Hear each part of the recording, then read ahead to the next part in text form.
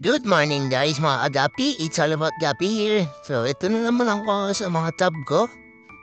Kaya kung nakikita nyo, andito yung tab ng AFR na wala nang laman, hindi pa kinaiba.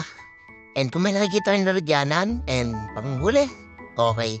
Ito na po tayo kasi, yung aking albino boy. Siyempre, ang basic yan, makikita yung tatlo. Ang albino boy ko is nanganak na.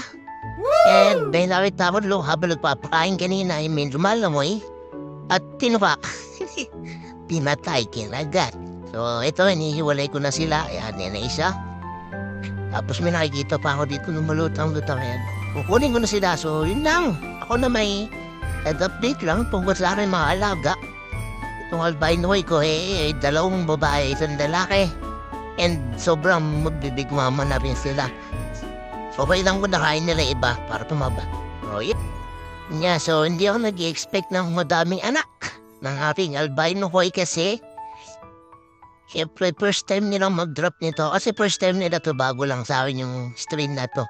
Yung albino boy, meron lang ako platinum boy kasi. So, yeah, mga baby pa sila nung dumating dito, hindi naman baby. Semi-breeder, tapos halos 1 month na sila nandito sa tab ko. So, yun lang. Di na expected na mga anak din. Bye.